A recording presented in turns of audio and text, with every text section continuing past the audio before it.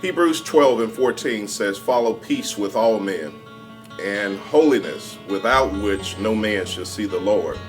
On this particular clip, I just want to take the spin. Mr. Chairman, holiness is still right.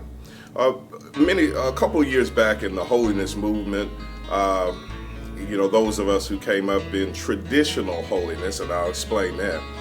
Traditional holiness, maybe we went too overboard. You couldn't go to the movies, or they call it the picture show. You couldn't go, you couldn't listen to music. You couldn't do this. You couldn't play marbles because the Bible said, "Marvel not." It did go too far out on a limb. However, I still think that holiness is still right. Holiness is not a denomination, it's not clothes, it's not shoes, it's not the dress you wear, it's a lifestyle. Holiness is the set-apart lifestyle where we're called to be we're in this world, but we're called to not be of it.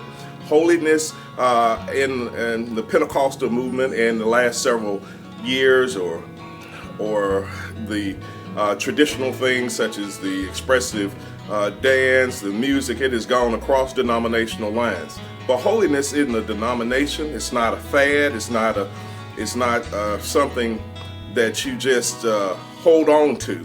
Holiness is a lifestyle. Holiness in its definition is a set-apart lifestyle. Other than that, you treat God as other than. Holiness is not clothes. It's not clothes. However, I don't think if you're really and truly holy, I don't think you'll wear just anything. I can't send you to hell and say that you're not holy for if you drink. While I don't drink anything at all, I'm not trying to give myself any credit, but how can two preachers, I heard recently over the mic, a preacher said that he goes and drinks beers with this other preacher. Maybe they're not going to hell for that, but I don't think holiness lets you just be that common. The thing that we're fighting again is being common. Holiness is a set-apart lifestyle. It's other than. I can't send you to hell, preacher, and say that you're not holy for sitting on the front row at an R&B or a rap concert.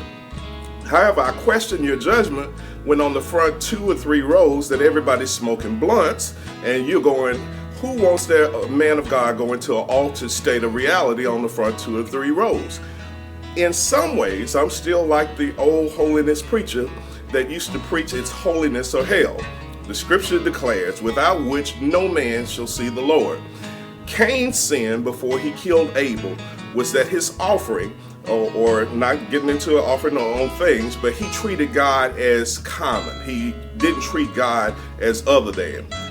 Mr. Chairman, I declare in 2013, when the church is looking so much like the world that it almost doesn't make any sense, that holiness is still right.